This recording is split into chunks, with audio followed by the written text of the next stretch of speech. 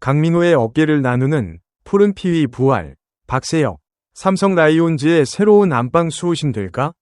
2026년 1월 4일 대구 삼성 라이온즈 파크. 겨울 바람이 차갑게 불어오는 훈련장에서 한 사내가 글러브를 끼고 조용히 스쿼트를 반복하고 있다. 그의 등번호는 아직 정해지지 않았지만 그 얼굴은 KBO 리그 팬들에게 익숙하다. 바로 박세혁, 36이다. 지난해 11월 25일 NC 다이노스에서 삼성 라이온즈로 트레이드된 그는 이제 푸른 피위 유니폼을 입고 새로운 도전을 맞이한다. 강민호 혼자서는 안 된다. 는 삼성의 절실한 외침이 박세혁의 부활을 촉발할 신의 한 수가 될 수 있을까? 이 긴 여정의 이야기를 따라가 보자. 박세혁의 야구 인생은 결코 평탄치 않았다. 2012년 두산 베어스의 올라운드 47순위 지명을 받은 그는 프로 무대에 발을 디뎠다. 그때만 해도 그는 수많은 유망주들 속에 묻힌 평범한 신인이었다. 하지만 야구는 인내의 스포츠다. 2016년부터 출전 기회를 늘려가며 그는 서서히 자신의 가치를 증명하기 시작했다. 2019년 마침내 주전 포수로 발돋움했다. 이는 단순한 개인적 성장이 아니었다. 기존 안방 마님 양의지가 NC 다이노스로 FA 이적한 공백을 메우는 팀의 운명을 바꾸는 순간이었다. 그의 두산은 통합 우승을 차지했다. 박세혁은 2017년부터 5년 연속 한국 시리즈에 출전하며 우승 포수라는 별명을 얻었다. 특히 2019 한국 시리즈에서 그의 리드와 수비는 빛났다. 키움 히어로즈와의 혈투에서 그는 투수들의 공을 정확히 유도하며 상대 타자들을 압도했다. 한 경기에서만 2개의 도루 저지를 성공시키며 두산의 수비진을 안정시켰다. 팬들은 그를 조용한 리더로 불렀다. 말수가 적지만 글러브로 말하는 타입. 그의 타격도 무시할 수 없었다. 그 시즌 타율 0.280, 10홈런을 기록하며 공격에서도 기여했다. 하지만 야구는 변화무쌍하다. 2022 시즌 종료 후 양의지가 다시 두산으로 복귀했다. 이는 박세혁에게 새로운 도전이었다. 그는 FA 자격을 얻어 NC 다이노스로 이적했다. NC에서의 첫 해, 2023년은 성공적이었다. 주전 포수로 620이닝을 소화하며 팀의 안방을 지켰다. 그의 경험은 젊은 투수진에게 큰 도움이 됐다. NC의 투수 에라가 리그 상위권을 유지한 데는 박세혁의 볼배합이 한몫했다. 그러나 2024년부터 상황이 달라졌다. 김영준이 주전 자리를 차지하며 박세혁의 출전 시간은 줄었다. 포수로 357과 3분의 1이닝에 그쳤고 2025년에는 185와 3분의 1이닝으로 더 줄었다. 타격 부진과 부상이 겹쳤다. 허리와 무릎 통증이 그를 괴롭혔고 결국 48경기 출전에 타율 0.163, 2홈런, 10타점이라는 초라한 성적으로 시즌을 마감했다. 이 시기 박세혁은 자신의 커리어에 대해 깊이 고민했다. 포수는 나이가 들수록 가치가 떨어지는 포지션인가? 라는 자문. 하지만 그는 포기하지 않았다. 오프시즌마다 재활에 매달렸고 배팅 연습을 통해 스윙을 다듬었다. NC에서의 시간은 그에게 인내의 교훈을 새겼다. 그리고 마침내 삼성 라이온즈가 손을 내밀었다. 지난해 11월 25일 삼성 라이온즈와 NC 다이노스의 트레이드가 발표됐다. 삼성은 박세혁을 영입하고 대신 2027년 신인 드래프트 3라운드 지명권을 넘겼다. 이는 단순한 선수 교환 이상의 의미를 가진다. 삼성은 포수진 선수층 강화를 강조하며 이 트레이드를 추진했다. 구단 관계자는 박세혁이 후배 포수들의 멘토 역할을 해줄 것으로 기대한다. 리그 전반적으로 포수 자원이 부족한 상황에서 우투자타 포수라는 희소성이 있다. 또한 장타력과 수비력을 갖춘 자원이라고 밝혔다. 이종렬 삼성 단장의 발언은 더 구체적이었다. 우승을 이끌었던 우승 포수 출신이라는 점이 정말 크다. 근력이나 배트 스피드, 몸 상태를 봤을 때 나쁘지 않다고 판단했다. 우리 팀에 와서 같이 운동하고 경기 출전 시간을 잘 배분하면 얼마든지 잘할 수 있다고 봤다. 특히 포수라는 포지션은 쉽게 성장하기 어렵다. 볼 배합이나 경기 운영 등은 데이터와 실전 경험이 중요하기 때문에 이런 면들을 높게 평가했다.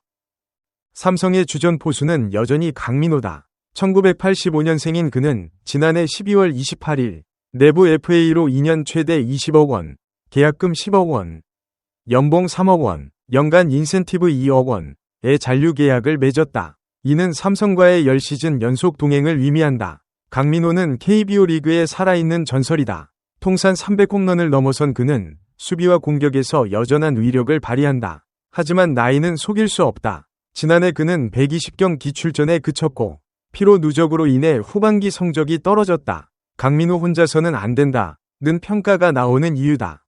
삼성의 백업 포수진은 이병헌, 김재성, 김도환 등으로 구성돼 있지만 이들은 경험 부족이 문제다. 이병헌은 수비는 안정적이지만 타격이 약하고 김재성은 잠재력은 있지만 실전에서 흔들린다. 김도환은 젊지만 볼 배합에서 미숙함을 보인다. 이종렬 단장은 그간 두 번째 포수가 조금 약하다는 평가가 있어 강민호와 같이 뛸 수 있는 선수를 보강하고자 했다.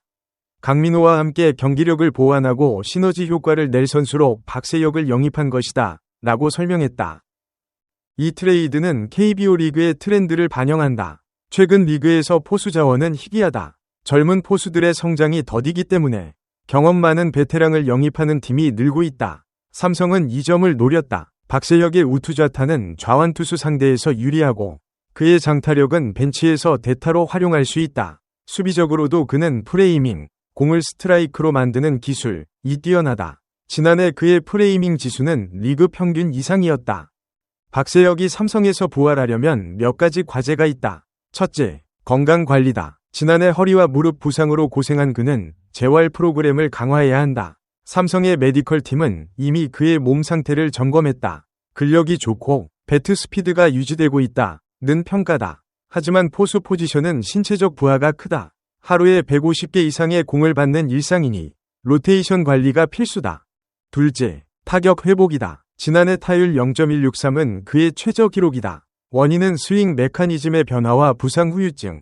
하지만 그의 잠재력은 여전하다. 2019년 10홈런을 친 그는 장타를 칠 수 있는 포수다. 삼성의 타격 코치진은 그의 스윙을 분석 중이다. 배트 스피드를 높이고 존을 넓히는 연습을 할 계획이라는 소식이다. 강민호와의 경쟁도 자극이 될 수 있다. 강민호는 타격에서 여전한 멘토다. 두 사람이 함께 훈련하면 시너지가 날 수 있다. 셋째, 멘토 역할. 삼성은 박세혁을 단순한 백업이 아닌 후배들의 스승으로 기대한다. 이병헌과 김재성은 그의 경험을 배울 수 있다. 볼 배합, 투수 리드, 상황 판단. 이는 데이터로 배울 수 없는 실전 노하우다. 박세혁은 두산 시절 양의지에게 배운 것을 후배들에게 전수할 수 있다. 우승의 맛을 아는 포수가 팀에 있으면 분위기가 달라진다. 는 게 야구계의 정설이다.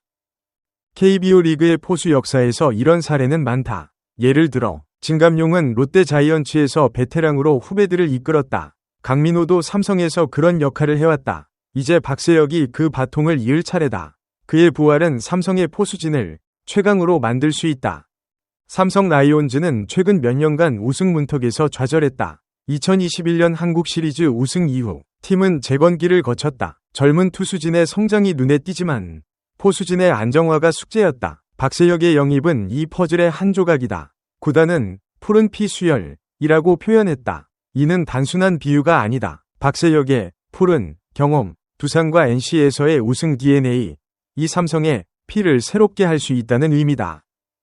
이 트레이드를 분석해보자. NC 입장에서는 2027년 3라운드 지명권을 얻어 미래 자원을 확보했다. 젊은 김영준이 주전으로 자리 잡았으니 박세혁을 놓아주는 게 합리적이었다. 반면 삼성은 직전감을 선택했다. 리그에서 포수 트레이드는 드물다. 희귀 자원을 얻은 셈이다. 전문가들의 의견도 긍정적이다. 한 야구 해설가는 강민호의 부활을 줄여주면 그의 성적이 더 좋아질 수 있다. 박세혁이 50경기 이상 출전하면 팀 에라가 0.2포인트 낮아질 수 있다고 예측했다. 또 다른 전문가는 좌타 포수의 희소성, 삼성의 타선이 더 균형 잡힐 것이라고 봤다. 박세혁 본인도 의욕이 넘친다. 트레이드 발표 후 그는 새로운 팀에서 다시 증명하고 싶다. 우승의 기쁨을 삼성 팬들과 나누고 싶다고 말했다. 그의 눈빛은 여전했다. 지난해의 씁쓸함을 딛고 그는 글러브를 다시 쥔다. 2026 시즌 삼성 라이온즈의 안방은 강민호와 박세혁의 투톱 체제로 운영될 전망이다. 강민호가 100경기, 박세혁이 40에서 50경기를 소화하면 이상적이다. 이는 강민호의 피로를 줄이고 박세혁의 부활을 돕는다. 젊은 포수들도 성장할 기회를 얻는다. 하지만 변수는 있다. 부상 리스크, 적응 기간. 박세혁이 NC에서처럼 부진하면 트레이드는 실패로 끝날 수 있다. 반대로 그가 2019년을 회복하면 삼성은 우승 후보로 도약한다. 야구는 예측 불가능하다. 하지만 한 가지 확실한 건 박세혁의 여정은 아직 끝나지 않았다는 점이다. 삼성의 푸른 피 수혈 이신이 한 수가 될지 우리는 그라운드에서 지켜볼 수밖에 없다. 대구의 봄바람이 불어올 때 그의 글러브가 다시 빛날까? KBO 리그의 드라마가 시작된다. 소중한 시간을 내어 저희 채널의 영상을 시청해주셔서 정말 감사드립니다. 여러분의 응원과 관심은 저희가 더욱 질높고 의미 있는 콘텐츠를 계속해서 만들 수 있도록 하는 큰 원동력이 됩니다. 즐겁고 보람찬 순간이 되셨기를 바랍니다. 다음 흥미로운 동영상을 놓치지 않으려면 좋아요, 공유 및 구독 버튼을 누르는 것을 잊지 마세요. 앞으로의 영상에서 다시 뵙기를 기대하겠습니다. 다시 한번 함께 해주셔서 진심으로 감사드립니다.